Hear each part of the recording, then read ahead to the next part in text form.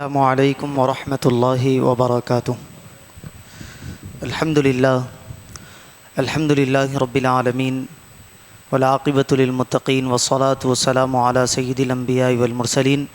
وعلی آلہ الطاہرین واصحابہ الطیبین ومن تبعہم بإحسان اجمعین الی یوم الدین، اما بعد،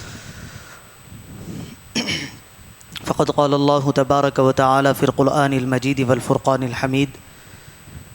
ان اول بیت وضع للناس للذی ببکۃ مبارکا وہدی للعالمین فیہ آیات بینات مقام ابراہیم ومن دخلہ کان آمنا وللہ علی الناس حج البیت من استطاع الیہ سبیلا ومن کفر فإن اللہ غنی عن العالمین۔ وقال تعالی فی شأن عظمت حبیبہ المصطفى: ان اللہ وملائکتہ یصلون علی النبی یا ایہا الذین آمنوا صلوا علیہ وسلموا تسلیما۔ اللہم صل علی سیدنا محمد وعلی آلہ وصحبہ افضل صلواتک وعدد معلوماتک وبارک وسلم۔ معزز و مکرم حاضرین کرام و سامعین ذوی الاحترام،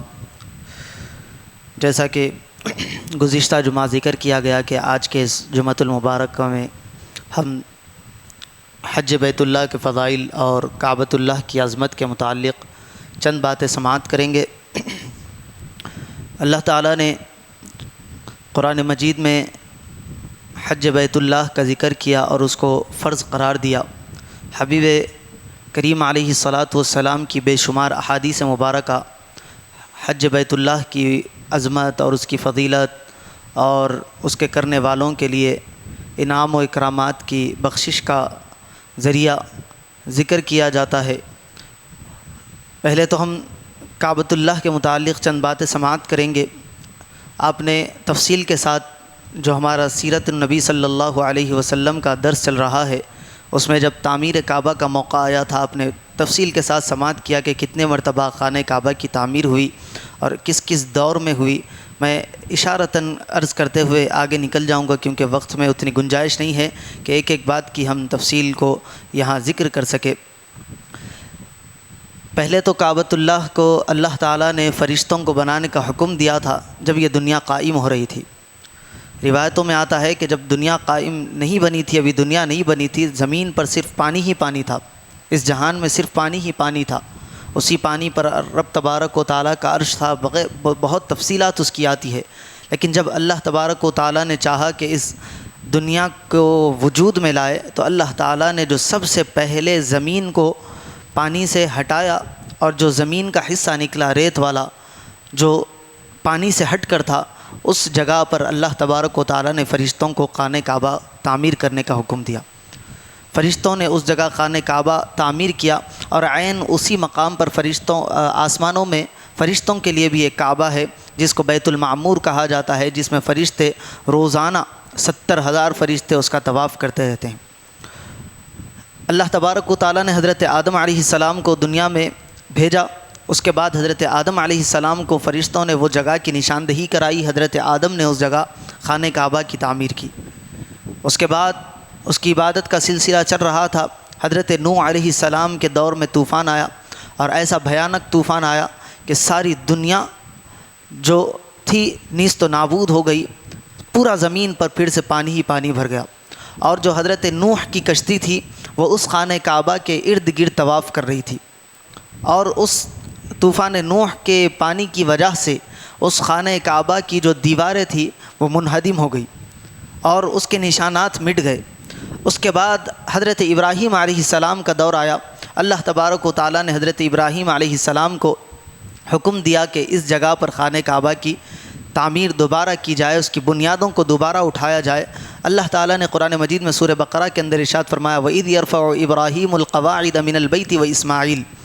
جب یاد کرو جب ہم نے ابراہیم کو حکم دیا اور اسماعیل اور ابراہیم مل کر اس خانہ کعبہ کی دیواروں کو اٹھا رہے تھے، اٹھاتے وقت انہوں نے دعا کی: ربنا تقبل منا انک انت السمیع العلیم، اے ہمارے رب تو ہم سے یہ خدمت کو قبول فرما، بے شک تو سننے والا خوب جاننے والا ہے۔ اس کے بعد حضرت ابراہیم علیہ السلام کی دعاؤں کا آگے ذکر کہ ربنا وجعلنا مسلمین لک ومن ذریتنا امۃ مسلمۃ لک، اے ہمارے رب ہم دونوں کو اپنے حکم کے سامنے جھکنے والا بنا اور ہماری اولاد کو بھی اولاد سے بھی خاص امت کو اور اپنا خاص تابع اپنا تابع اور فرما بردار بنا۔ وَأَرِنَا مَنَاسِكَنَا وَتُبْ عَلَيْنَا، اور ہماری عبادت اور حج کے قواعد بتا دے، اور ہم اِنَّكَ أَنْتَ السَّمِيعُ الْعَلِيمُ، اور ہم پر رحمت اور مغفرت کی نظر فرما۔ وَتُبْ عَلَيْنَا، ہماری بخشش اور مغفرت فرما۔ اِنَّكَ أَنْتَ التَّوَّابُ الرَّحِيمُ، بے شک تو ہی توبہ کو قبول کرنے والا ہے۔ پھر اس کے بعد اگلی آیت میں ارشاد ربنا وَبَعَثْ فِيهِمْ رَسُولًا مِّنْهُمْ يَتْلُو عَلَيْهِمْ آيَاتِكَ وَيُعَلِّمُهُمُ الْكِتَابَ وَالْحِكْمَةَ وَيُزَكِّيهِمْ، اے ہمارے رب اب انہی میں سے یعنی میری ذریت میں سے اس آخری رسول کو مبعوث فرما جو لوگوں پر تیری آیتوں کو تلاوت کرے، جو لوگوں کو کتاب اور حکمت کا علم دے اور ان کے قلوب کا تزکیہ فرمائے۔ انک انت العزیز الحکیم، بے شک تو ہی غالب حکمت والا ہے۔ یہ دعائیں حضرت ابراہیم علیہ السلام اس وقت کر رہے تھے جب اللہ تعالیٰ نے ان کو دوبارہ خانہ کعبہ کی دیواروں کو اٹھانے کا حکم دیا۔ اب حضرت ابراہیم علیہ السلام خانہ کعبہ کو انہوں نے تیار کیا۔ اس کے بعد حضرت ابراہیم علیہ السلام کے آپ دیکھیں کیا شان، کیا عظمت، جس پتھر پر حضرت ابراہیم علیہ السلام کھڑے ہو کر خانہ کعبہ کی تعمیر فرما رہے تھے، جنت کا پتھر تھا، جتنی گنجائش ہوتی حضرت ابراہیم علیہ السلام کو پتھر اٹھتا چلا جاتا۔ اللہ تعالیٰ نے اس کو قرآن مجید میں فرمایا کہ فیہ آیات بینات مقام ابراہیم، اس خانہ کعبہ کے اللہ تعالیٰ سورہ آل عمران میں فرماتا ہے ان اول بیت وضع للناس، یہ پہلا گھر ہے جو لوگوں کی عبادت کے لیے بنایا گیا ہے، للذی ببکۃ مبارکہ، جس کا نام مکہ ہے، یہ برکت والا ہے، وہدی للعالمین، سارے جہانوں کے لیے یہ ہدایت کا منبع اور مرکز ہے، فیہ آیات بینات، اس کے اندر ہماری نشانیاں ہیں۔ وہ نشانی اللہ تعالیٰ نے یہاں کوئی اور نشانی کا ذکر نہیں فرمایا بلکہ فرمایا مقام ابراہیم، ہماری نشانیوں میں وہ مقام ابراہیم ہے۔ علماء کرام نے اس پر بڑی تفصیل ذکر کی کہ اللہ تعالیٰ نے اس مقام ابراہیم ہی کو ہائی لائٹ کر کے کیوں بتایا۔ وہاں پر خانہ کعبہ ہے، مقام ابراہیم ہے، صفا اور مروہ کی پہاڑیاں ہیں۔ ایک دیگر جگہ سورہ بقرہ میں اللہ نے فرمایا ان الصفا والمروۃ من شعائر اللہ، بے شک صفا کی مروہ کی پہاڑی یہ ہماری نشانیوں میں سے ہے، لیکن یہاں بطور خاص مقام ابراہیم کا کیوں ذکر آیا؟ دیگر پہاڑ عظمت والے مکہ کے اندر موجود ہے، غار ہرا ہے، غار ثور ہے، جنت المعلیٰ جیسا عظیم الشان قبرستان ہے، دیگر اللہ تعالیٰ کی نشانیوں کا وہاں پر ذکر ہے، لیکن بطور خاص مقام ابراہیم کا کیوں ذکر کیا گیا؟ تو یہاں صوفیہ کرام نے ایک اہم نقطہ ذکر فرمایا کہ حضرت ابراہیم علیہ السلام کے قدم تو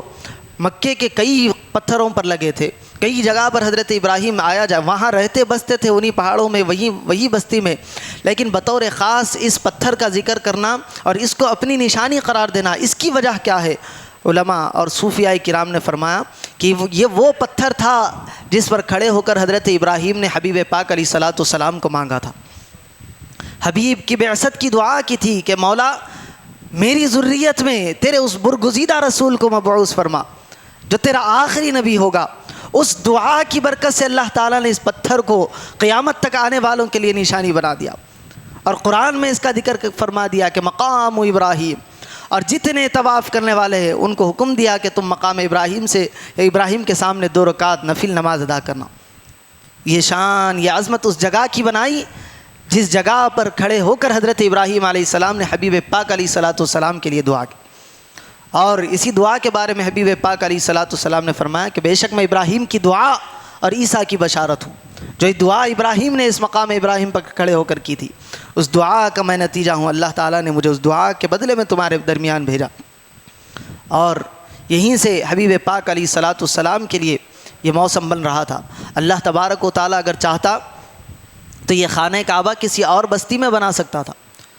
اس وقت جب یہ خانہ کعبہ کی تعمیر ہو رہی تھی، حضرت ابراہیم علیہ السلام اس وقت جب کر رہے تھے، بہت سارے علاقے آباد تھے۔ حضرت ابراہیم علیہ السلام جہاں سے جس ملک سے آئے تھے وہاں پر بھی یہ خانہ کعبہ تعمیر کیا جا سکتا تھا، یا دیگر اور مقامات ہیں جہاں پر لوگ رہتے بستے تھے، اس جگہ پر بھی اس خانہ کعبہ کو تعمیر کیا جا سکتا تھا، لیکن اللہ تبارک و تعالیٰ نے اس جگہ کو اس لیے منتخب فرمایا کیونکہ اس جگہ پر حبیب پاک علیہ الصلاۃ والسلام کی آمد ہونے والی تھی، اور جب آمد ہو گئی تو پھر حبیب کے آنے کی خوشی میں اللہ تعالیٰ نے اس شہر کی قسم بھی قرآن مجید میں اٹھائی، فرمایا کہ لا اقسم بہذا البلد وانت حل بہذا البلد، ہمیں اس پاکیزہ شہر کی قسم ہے وہ کیوں ہے؟ کیونکہ اے حبیب اس کے اندر آپ رہتے ہیں۔ اس مقام کی، اس شہر کی قسم اٹھانے کا اصل مقصد یہ ہے، یہ نہیں کہ اس کے اندر خانہ کعبہ ہے، یہ نہیں کہ اس کے اندر صفا اور مروہ ہے، یہ نہیں کہ غار ثور ہے، غار حرا ہے، نہیں اے حبیب اس لیے کہ اس کے اندر آپ رہتے بستے ہیں۔ کیا شان، کیا عظمت ہے اس شہر مکہ کی۔ حبیب پاک علیہ الصلاۃ والسلام، ہمارا سیرت کا درس چل رہا ہے۔ حبیب پاک علیہ الصلاۃ والسلام، آپ نے سنا کہ ہجرت کا واقعہ ہمارا حال ہی میں 2 جمعہ پہلے یا پچھلے جمعہ میں ہمارا وہ واقعہ تکمیل کو پہنچا، جب حبیب پاک علیہ الصلاۃ والسلام مکہ مکرمہ کو چھوڑ کر مدینہ منورہ کی جانب رواں دوا تھے۔ حبیب پاک علیہ الصلاۃ والسلام مقام حضورہ پر کھڑے ہو کر، جہاں حضرت ابو بکر صدیق سے ملاقات کا وقت طے تھا، پچھلے جمعہ میں نے اس کا ذکر کیا، تو جاتے جاتے حضرت صدیق اکبر سے ملنے سے پہلے مقام حضورہ پر حبیب کھڑے ہو کر مکے کی طرف اپنے چہرے انور کو کیا اور کہہ کے فرمایا کہ اے مکہ، میں تجھ سے بے پناہ محبت کرتا ہوں۔ یہ وہ جگہ ہے جس سے حبیب پاک علیہ الصلاۃ والسلام محبت کرتے۔ حبیب فرما رہے ہیں کہ اے مکہ، میں تجھ سے بہت محبت کرتا ہوں، اگر میری یہ قوم مجھ کو نہ نکالتی، یہاں سے ہجرت کرنے پر مجبور نہ کرتی، تو کبھی بھی میں اس پاکیزہ شہر کو چھوڑ کر نہیں جاتا۔ یہ شان اور یہ عظمت کا مالک وہ شہر ہے، وہ مکہ ہے، اس کی ساری عظمتیں حبیب پاک علیہ الصلاۃ والسلام کے قدم مبارکہ سے۔ اس کی عظمت مکے کی بجا ہے، اس میں خانہ کعبہ ہے، اس میں حجر اسود ہے، اس میں مقام ابراہیم ہے، اس میں صفا اور مروہ ہے، لیکن یہ ساری چیزیں جس کے وسیلے سے ملی ہے وہ حبیب پاک علیہ الصلاۃ والسلام کی ذات ہے۔ اسی لیے آپ جہاں ان اول بیت وضع للناس میں حبیب اللہ تعالیٰ نے مکہ کا ذکر کیا، یہ واقعہ کیا تھا؟ یہودی اور نصرانی جو حبیب پاک علیہ الصلاۃ والسلام کے دشمن تھے، جب حبیب پاک علیہ الصلاۃ والسلام نے اپنا قبلہ بیت المقدس سے مکہ بنایا تو انہوں نے کہا کہ یہ تو بیت المقدس ہمارا قبلہ تھا اور یہ سب سے پرانا گھر ہے، اور کئی انبیاء کرام نے اس کی طرف منہ کر کے نماز پڑھی ہے، کئی انبیاء کرام نے اس کی زیارت کو گئے ہیں بیت المقدس کی۔ تو اللہ تبارک و تعالیٰ نے جب یہ آیت نازل فرمایا اور فرمایا کہ یہ تم سمجھ رہے ہو کہ پرانا گھر یہ ہے، سب سے پرانا گھر یہ مکہ ہے، یہ مکے کی شان اور یہ عظمت ہے۔ اور جہاں مکے کی عظمت اور شان اللہ تعالیٰ نے بتائی تو وہیں کسی اور مقام کی عظمت کو اللہ نے گھٹایا نہیں، وہاں یہ نہیں فرمایا کہ بیت المقدس کی کوئی ویلیو نہیں۔ اللہ نے فرمایا سبحان الذی اسری بعبدہ لیلا من المسجد الحرام الی المسجد الاقصی الذی بارکنا حولہ، یہ وہ مسجد اقصی بھی ہے جس کے ارد گرد ہم نے برکتوں کو رکھا ہے۔ اب آپ سوچیں وہ برکتیں کیا ہے، اور مکے کی شان اور عظمت اور اس کی برکتیں کیا ہے، دونوں میں ایک چیز کامن ہے، وہ یہ ہے کہ مکے کے ارد گرد بھی، خانہ کعبہ کے ارد گرد بھی اور بیت المقدس کے ارد گرد بھی انبیاء کرام علیہم السلام کے مزارات ہیں۔ روایت میں آتا ہے جو حرم کعبہ ہے اس میں 300 سے زائد انبیاء کرام کے مزارات ہیں۔ خانہ کعبہ کا جو اندرونی حصہ ہے 70 انبیاء کرام کے اس کے اندر مزارات ہیں، اور جو حتیم کا حصہ ہے، یہ جو پہلے خانہ کعبہ مربع شکل میں چارکونی طور پر نہیں تھا، پہلے خانہ کعبہ کا جو حصہ تھا سامنے جو حتیم کا ایک حصہ ہے وہ بھی خانہ کعبہ کے اندر شامل تھا۔ جب حضرت ابراہیم علیہ السلام نے دیواریں اٹھائی تھی، حبیب پاک علیہ الصلاۃ والسلام کے دور سے پہلے جب خانہ کعبہ بنا بعثت سے پہلے، تو وہ خانہ کعبہ اس وقت رقم کم پڑنے کی وجہ سے چارکونی اس کو بنا دیا گیا۔ بعد میں آپ نے تفصیل سے سنا کہ حضرت عبداللہ ابن زبیر نے اس کو کوشش کی تھی کہ پھر سے بنائے، پھر بعد میں اس کو منہدم کیا گیا، لیکن یہ ریزن یہاں پر بھی علماء کرام نے، صوفیاء کرام نے ایک اہم نقطہ لکھا کہ چاہتے تو پھر پرانی شکل اس کو دے سکتے تھے جو حضرت آدم حضرت ابراہیم سے چلی آ رہی تھی، لیکن حبیب پاک علیہ الصلاۃ والسلام نے اس کو مربع طور پر ہی کیوں رہنے دیا؟ تو فرمایا کہ اس میں دروازہ لگا دیا گیا اور اس کے دروازوں کی چابیاں کسی کے حوالے کر دی گئی۔ اب یہ چابیاں صرف انہی کے لیے استعمال ہوں گی جو بڑے منصب پر ہوں گے، جو بڑی طاقت رکھتے ہوں گے، جو بڑا مقام رکھتے ہوں گے۔ حبیب پاک علیہ الصلاۃ والسلام کو اپنی امت کا کتنا خیال ہے۔ حبیب جانتے تھے کہ مکہ عام لوگوں کے لیے نہیں کھلے گا، لوگوں کی خواہش ہوگی کہ مکے کے اندر جا کر نماز پڑھے، کعبۃ اللہ کے اندر۔ حبیب نے اس حتیم کے ایریے کو چھوڑ دیا اور فرمایا کہ جو اس کے اندر نماز پڑھ لے گا گویا وہ ایسا ہے جس نے خانہ کعبہ کے اندر نماز پڑھی۔ کیوں؟ کیونکہ وہ حتیم کا حصہ بھی خانہ کعبہ کا حصہ ہے۔ وہ حتیم کا حصہ جو تھا پہلے خانہ کعبہ میں شامل تھا، اور جو حتیم کے اندر میزاب رحمت آتی ہے جس سے خانہ کعبہ کا جو پانی ہوتا ہے نیچے کی طرف گرتا ہے، عین اسی میزاب کے نیچے حضرت اسماعیل اور ان کی والدہ حضرت ہاجرہ علیہ السلام کا وہاں پر مزار ہے۔ کیا شان اور کیا عظمت کی جگہ مکہ مکرمہ ہے۔ اور اب آپ دیکھیں یہ جو حج ہوتا ہے، یہ عمرہ ہوتا ہے، یہ ہم کرتے تو اللہ کے لیے ہے، ہم جاتے ہیں اللہ کا گھر، لیکن اس کی ہر ادا ہر نبی کی، ایک نبی کے گھر والوں کی، ایک نبی کی سنت ہے۔ صفا اور مروہ کی ہم سعی کرتے ہیں تو یہ حضرت ہاجرہ کی ہے سنت ہے۔ شیطان کو کنکریاں مارنا یہ حضرت ابراہیم کی سنت ہے۔ جانور کو ذبح کرنا یہ حضرت ابراہیم کی سنت ہے۔ سارا جو حج کا معاملہ ہے یہ اللہ کے محبوب بندوں کی اداؤں پر منحصر ہے۔ اب وہ لوگ غور کرے جو اللہ کے محبوبوں کو نہیں مانتے، جو اللہ کے محبوبوں سے دور دور رہا کرتے ہیں، اگر ان کی اداؤں کو نہیں اپناؤ گے تو نہ تمہارا حج ہوگا نہ تمہارا عمرہ ہوگا۔ یاد رکھے اللہ تعالیٰ اپنے محبوبوں سے اتنا پیار کرتا ہے، اتنا پسند کرتا ہے کہ ان کی اداؤں کو اپنی عبادت کے اندر شامل کرتا ہے کہ تم ان کی اداؤں کو اپناؤ گے، انہوں نے جس طرح عمل کیا اس طرح عمل کرو گے تو تمہاری عبادت قابل قبول ہوگی۔ مقام ابراہیم کا بھی وہی معاملہ ہے، تو ابراہیم علیہ السلام کے قدموں کا، لیکن فرمایا واتخذوا من مقام ابراہیم مصلی، ہم نے مقام ابراہیم کو تمہارے لیے نماز کی جگہ بنا دی۔ لوگوں کو بتایا جا رہا ہے آؤ میرے محبوب بندوں کے قریب ہو، تم اس لائق نہیں کہ تم میرے دربار تک حاضر ہو جاؤ، اگر تم ان کا دامن تھام لو گے، ان سے وابستہ ہو جاؤ گے تو پھر تمہارے لیے آسان ہو جائیں گے راستے ہمارے پاس پہنچنے کے۔ یہی وجہ ہے اللہ تعالیٰ اپنے محبوبوں کے قریب ہم کو کرتا ہے، تو ہمیں بھی چاہیے کہ اپنے محبوبوں سے جڑے رہے، اپنے محبوبوں کی اداؤں کو اپنائیں، ان کے طرز عمل کو اپنائیں، تاکہ اللہ تعالیٰ نے جس طرح ان کو بڑا مقام، بلند مقام عطا فرمایا ہے، ویسے ہی بلند مقام اللہ تبارک و تعالیٰ ہم کو بھی عطا فرمائے۔ اب آئے کچھ باتیں حج بیت اللہ کے متعلق کرتے ہوئے میں اپنی گفتگو کو سمیٹوں۔ حج کا مہینہ آنے والا ہے، ذی القعدہ کا مہینہ ہے، کئی قافلے روا ہو چکے ہیں، کئی قافلے اب روانہ ہونے والے ہیں، چند ایام میں وہ مکۃ المکرمہ کی عظیم سرزمین پر پہنچیں گے، وہاں کی آب و ہوا میں سانس لیں گے، اور اللہ تبارک و تعالیٰ کے احکامات پر عمل کرتے ہوئے، اللہ کے محبوبوں کی اداؤں پر چلتے ہوئے وہ اپنے فریضہ حج کو تکمیل کریں گے۔ اللہ نے جہاں مکۃ المکرمہ کی شان اور عظمت کا ذکر کیا، وہیں فرمایا وَلِلَّهِ عَلَى النَّاسِ حِجُّ الْبَيْتِ مَنِ اسْتَطَاعَ إِلَيْهِ سَبِيلًا، اور ہم نے حج کو فرض کیا لوگوں پر، کن لوگوں پر؟ جو اس گھر تک پہنچنے کی استطاعت رکھتے ہیں۔ یعنی اس کی اگر آپ تشریح پڑھیں گے، علماء کرام نے فرمایا کہ اگر کسی بندے کے پاس اتنا پیسہ ہے کہ وہ اپنے گھر والوں کے لیے جتنے دن وہ حج کے لیے جا رہا ہے ان کے کھانے پینے کا انتظام کرے، اور حج کو جانے آنے کی سواری کا انتظام کرے، اور وہاں رہنے کے اخراجات کو برداشت کرے، تو اس پر لازم اور ضروری ہے کہ وہ حج کرے اور حج میں تاخیر نہ کرے۔ حبیب پاک علیہ الصلاۃ والسلام نے ارشاد فرمایا من اراد الحج، جو کوئی حج کا ارادہ کرے فلیتعجل، تو اس کو چاہیے کہ جلدی جلدی وہ اپنے ارادے کی تکمیل کر لے۔ کیوں؟ کیونکہ ہو سکتا ہے کہ اگر آئندہ سال وہ کرنے کا ارادہ کرے، آئندہ سال تک اس کے پاس مال ہو یا نہ ہو، آئندہ سال تک کوئی گارنٹی نہیں ہے کہ اس کے پاس صحت ہو یا نہ ہو، آئندہ سال تک کوئی گارنٹی رہے کہ وہ زندہ بھی رہے یا نہ رہے۔ جب اس پر حج فرض ہو جائے، حبیب پاک علیہ الصلاۃ والسلام نے ارشاد فرمایا کہ فوری طور پر وہ اپنے ارادے کی تکمیل کر لے، فلیتعجل، فوری اس کو پورا کر لے۔ کیوں؟ کیونکہ آئندہ کے حالات اس کو پتہ نہیں ہے۔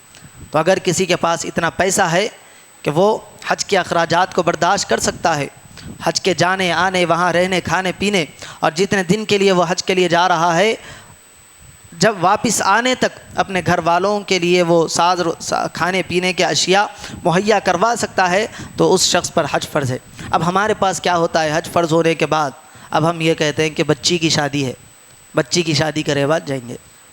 ایک بچہ ابھی باقی ہے، وہ بچے کی شادی ہو گئی تو چلے جائیں گے۔ کیا آپ کو پتہ ہے کہ کل تک آپ زندہ رہیں گے یا نہیں رہیں گے؟ یہ حج ایسا ہے، حبیب پاک علیہ الصلاۃ والسلام نے فرمایا کہ جس کو اللہ تعالیٰ نے استطاعت دی اور وہ حج نہ کرے تو وہ یا یہودی ہو کر مرے گا یا نصرانی ہو کر مرے گا۔ اللہ اکبر، کتنی بڑی وبال کی بات ہے، آپ سوچیں۔ اور ہم یہ سمجھتے ہیں کہ میں اگر جا کر آ جاؤں گا، پیسے ختم ہو جائیں گے، بچے کی شادی کیسے کروں گا، بچی کی شادی کیسے کروں گا، وہ فلاں کام کرنا ہے، اس کے لیے میں نے پیسے جمع کیے تھے، حج کر لوں گا تو کیسے ہوگا؟ حبیب پاک علیہ الصلاۃ والسلام نے ارشاد فرمایا، جو کوئی حج کرے یا عمرہ کرے اللہ تبارک و تعالیٰ اس کو غنی کر دیتا ہے۔ حج و عمرہ، حبیب فرماتے ہیں کہ ایک کے بعد ایک حج و عمرہ کرتے جاؤ، تم کرتے جاؤ گے اللہ تعالیٰ تمہیں نوازتے چلا جائے گا۔ یہ شان اللہ تبارک و تعالیٰ نے اس کے گھر کی زیارت میں رکھی ہے، یہ بتایا اللہ تبارک و تعالیٰ نے، اللہ کے حبیب نے، کہ تم کرتے جاؤ اللہ تعالیٰ تمہیں عطا فرماتے جائے گا۔ حج کی مثال دیتے ہوئے حبیب پاک علیہ الصلاۃ والسلام نے ایسا ارشاد فرمایا کہ یہ وہ ہے جیسے ایک آگ کے اندر لوہا ڈالا جائے یا سونا ڈالا جائے یا چاندی ڈالا جائے تو اس پر سے گرد و غبار کو وہ صاف کر دیتی ہے، گرد و غبار ہٹا کر اس سونے کو، چاندی کو، لوہے کو چمکا دیتی ہے۔ ویسا ہی ہے کہ تمہارے پاس جو مال و دولت ہوتی ہے، تم حج کو جاؤ گے اللہ تبارک و تعالیٰ تمہاری مال و دولت سے وہ گندگیوں کو ہٹا کر تمہارا مال بھی پاک کرے گا اور تمہیں غنی عن العالمین فرما دے گا، غنی دونوں جہانوں سے تمہیں استغنا عطا فرمائے گا، تمہیں کبھی کسی کا محتاج نہیں بنائے گا۔ یہ حج کرنے والوں کے لیے اللہ کے حبیب علیہ الصلاۃ والسلام نے بشارتیں بتلائی ہے۔ تو ابھی ان بشارتوں کو سامنے رکھتے ہوئے ہمیں غور کرنا چاہیے کہ ہم اللہ تبارک و تعالیٰ کے حج کے زیارت کو جانے کے لیے کیا ہم مستحق ہیں یا نہیں ہے، کیا ہمیں اللہ نے اتنی مال و دولت دی ہے یا نہیں؟ اگر دی ہے تو پھر ضرور بضرور جو ہے ہمیں حج کے لیے جانا چاہیے۔ اب جو بندہ حج کو جا کر آ جائے اس کے بارے میں بھی حبیب پاک علیہ الصلاۃ والسلام ارشاد فرماتے ہیں کہ جو بندہ حج کو جائے اور اس کے اندر کوئی رفث اور فسق نہ کرے، رفث کہتے ہیں فحش کلامی کو، گندی بات کو، یہاں تک علماء کرام نے لکھا کہ اگر بیوی ساتھ ہو تو اس کے ساتھ بھی کوئی ایسی بات نہ کی جائے جو ازدواجی تعلقات سے تعلق رکھتی ہو، ازدواجی زندگی سے اس کا تعلق ہو، ویسی بات بھی نہ کرے، اس کو رفث کہا جاتا ہے۔ کوئی غلط گفتگو نہ ہو، کوئی معاملہ ایسا نہ ہو اور فسق کوئی گناہ نہ ہو، ایسا بندہ جا کر آ جائے، حبیب پاک علیہ الصلاۃ والسلام فرماتے ہیں کہ اللہ تبارک و تعالیٰ اس کو ایسا گناہوں سے پاک کر دیتا ہے جیسا کہ آج ہی اس کی ماں نے اس کو تولد کیا ہے۔ ماں کے پیٹ سے جس طرح پیدا ہونے والا بچہ گناہوں سے پاک اور صاف ہوتا ہے، ایک حاجی بھی ویسے ہی گناہوں سے پاک اور صاف ہو جاتا ہے۔ اس کے بعد حبیب پاک علیہ الصلاۃ والسلام نے فرمایا کہ ایک عمرے سے دوسرے عمرے تک اور ایک حج سے دوسرے حج تک جتنے گناہ ہوتے ہیں اللہ تعالیٰ اپنی رحمت اور بخشش سے اس کو معاف فرما دیتا ہے، سوائے حقوق العباد کے۔ یہ حقوق اللہ کے ذمہ اللہ معاف فرمائے، صغیرہ گناہ اللہ معاف فرما دیتا ہے، لیکن حقوق العباد ہے، بندوں کو ستایا ہے، بندوں کا مال کھایا ہے، وہ معاف نہیں ہوتے، وہ آ کر آپ کو معاف کرانا پڑے گا، یا حج کو جانے سے پہلے اس کو معاف کرانا پڑے گا۔ اسی طرح حبیب پاک علیہ الصلاۃ والسلام ارشاد فرماتے ہیں، حضرت ام سلمہ روایت کرتی ہے کہ فرمایا کہ حج کیا کمزوروں کے لیے بھی کوئی جہاد ہے؟ حبیب پاک علیہ الصلاۃ والسلام نے فرمایا کہ ہاں، حج کرنا کمزوروں کے لیے جہاد ہے۔ آج ہم جہاد میں جا نہیں سکتے، لیکن حبیب فرماتے ہیں کہ جو حج کر لے گویا اس کو جہاد کا اللہ تبارک و تعالیٰ ثواب عطا فرماتے ہیں۔ حضرت ام المؤمنین نے فرمایا کہ یا رسول اللہ، حضرت عائشہ فرماتی ہیں یا رسول اللہ کیا عورتوں کے لیے بھی جہاد ہے؟ حبیب نے فرمایا کہ ہاں، عورتوں کا بھی جہاد ہے، لیکن ان کے جہاد میں تیر تلوار جنگی سامان نہیں ہے۔ حضرت عائشہ پوچھنے لگی یا رسول اللہ کہ بغیر جنگی سامان کے جہاد کیسے ہوتا ہے؟ حبیب نے فرمایا کہ الحج والعمرہ، تم حج کر لو، عمرہ کر لو، اللہ تعالیٰ حج کا بھی ثواب عطا فرمائے گا، عمرے کا بھی، اور عورتوں کو جہاد کا بھی ثواب عطا فرمائے گا۔ اسی طرح حبیب پاک علیہ الصلاۃ والسلام ارشاد فرماتے ہیں کہ جو حج کرے اللہ تبارک و تعالیٰ اس حاجی کو یہ مقام عطا فرمائے گا کہ وہ اپنے خاندان کے 400 لوگوں کو شفاعت کر کے جنت میں لے کر جائے گا۔ اب آپ اندازہ کریں کہ حج کرنے والے کو اللہ یہ مقام دے رہا ہے تو پھر اپنے نیک اور مقرب بندوں کو اللہ تعالیٰ کیسا مقام اور کیسا اعزاز میدان محشر میں عطا فرمائے۔ ایک حاجی عام انسان ہے، حج کر رہا ہے، 400 بندوں کو لے کر جنت میں جائے گا، تو جو اللہ کے مقرب اور نیک اولیاء ہوں گے وہ کتنوں کو لے کر اپنے ساتھ جنت میں جائیں گے۔ پھر حبیب پاک علیہ الصلاۃ والسلام ارشاد فرماتے ہیں کہ جو بندہ مکے کو تو پہنچ جائے، اب جو مناسک حج ہے وہ مکے سے پیدل آغاز کرے، پیدل مکے سے مینا جائے، وہاں سے مزدلفہ، عرفات، سارا یہ جو حج کا پیریڈ ہوتا ہے پیدل اس کو ادا کرے۔ حبیب پاک علیہ الصلاۃ والسلام فرماتے ہیں کہ اس کو ہر قدم پر 700 نیکیاں دی جاتی ہے، اور 700 نیکی میں سے ہر نیکی حرم کی نیکی کے برابر اس کو عطا کی جاتی ہے۔ صحابہ کرام نے پوچھا یا رسول اللہ حرم کی نیکی کا مطلب کیا ہے؟ حبیب پاک علیہ الصلوۃ والسلام نے فرمایا کہ حرم میں ایک نیکی کرنا، مکے میں ایک نیکی کرنا 1,00,000 کا ثواب عطا فرمایا جاتا ہے۔ حبیب فرماتے ہیں کہ جو بندہ پیدل حج کرے اس کو ایک نیکی پر 7 کروڑ نیکیاں عطا فرمائی جاتی ہے۔ آپ دیکھ لیں 700 کو 1,00,000 سے ضرب دے 7 کروڑ نیکیاں ہر قدم قدم پر۔ یہ حاجی کے لیے اللہ تبارک و تعالیٰ نے یہ انعامات رکھے۔ پھر اس کے بعد جو بندہ حج کر لے، حبیب پاک علیہ الصلوۃ والسلام فرماتے ہیں کہ حج کی برکت سے اس کی بھی بخشش اور مغفرت ہو جاتی ہے، اور جس کے لیے حاجی دعا کرے اللہ تعالیٰ اس کو بھی معاف فرما دیتا ہے۔ اور ایک روایت میں ہے کہ حبیب پاک علیہ الصلوۃ والسلام نے ارشاد فرمایا کہ جب حاجی سے ملو تو جب وہ اللہ کے گھر سے نکلے اور اپنے گھر پہنچے، اس سے پہلے تم اس سے ملو، مصافحہ کرو اور اس سے اپنی بخشش اور مغفرت کی دعا کراؤ، کیونکہ وہ اپنے گھر میں جانے سے پہلے مقبول ہوتا ہے، اس کی دعائیں قبول ہو جاتی ہے۔ یہ مقام اللہ تبارک و تعالیٰ نے حج کرنے والوں کو عطا فرمایا ہے۔ اللہ تبارک و تعالیٰ کی بارگاہ میں دعا ہے کہنے اور سننے سے زیادہ اعمال صالحہ کی توفیق عطا فرمائے۔ حبیب پاک علیہ الصلوۃ والسلام کی سچی پکی محبت عطا فرمائے۔ حبیب پاک علیہ الصلوۃ والسلام کی اسوہ حسنہ پر عمل کرنے کی توفیق عطا فرمائے۔ بعد اب ہم کو مدینہ منورہ کی اور کعبۃ اللہ کی حاضری نصیب فرمائے۔ بار بار حج بیت اللہ کی زیارت اور عمرہ کرنے کی ہم کو سعادت نصیب فرمائے۔ وصلی اللہ تعالی وسلم علی خیر خلق سیدنا محمد وعلی آلہ واصحابہ اجمعین برحمتک یا ارحم الراحمین والحمد للہ رب العالمین۔